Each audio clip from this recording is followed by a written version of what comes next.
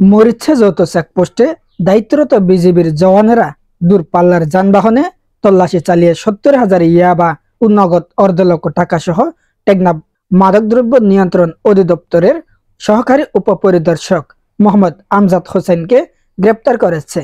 গত 17 আগস্ট রাতে টেকনাফ থেকে দূরপাল্লাগামী ইম্পেরিয়াল স্লিপার বাসের যাত্রী টেকনাফ মাদকদ্রব্য নিয়ন্ত্রণ অধিদপ্তরের কর্মরত এএসআই এবং কুমিল্লা জেলার মনোহরগঞ্জ থানার আমতলী এলাকার তালুকদার বাড়ির সন্তান মোহাম্মদ আমজাদ হোসেনের সাথে থাকা ব্যাগ তল্লাশি করে ব্যাগে 70,000 ইয়াবা ও 50,000 নগদ টাকা উদ্ধার করেছে। রোববার 18 আগস্ট রামু থানার ওসি তদন্ত ইমন চৌধুরী বিষয়টি সাংবাদিকদের নিশ্চিত করে জানান, এ বিষয়ে বিজিবি তাকে রামু থানায় হস্তান্তর করেছে। মামলা প্রক্রিয়াধীন রয়েছে।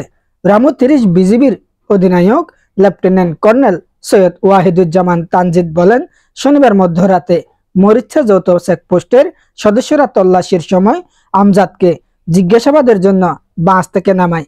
জিজ্ঞাসাবাদে তার কথার গরমিল থাকায় তার ব্যাগ তল্লাশি করা হয়। এ সময় ওই ব্যাগে 70,000 পিস ইয়াবা ও নগদ 50,000 টাকা উদ্ধার করা হয়। তার বিরুদ্ধে মামলা দায়েরের জন্য রামু থানায় হস্তান্তর করা হয়েছে। রামু থানার ভারপ্রাপ্ত কর্মকর্তা ওসি আবু তাহের দেওয়ান বলেন, বিজিবির কাছ থেকে এজাহার পেয়ে মামলা রুজু করা হয়েছে। তিনি মূলত তার গ্রামের বাড়ি যাচ্ছিলেন।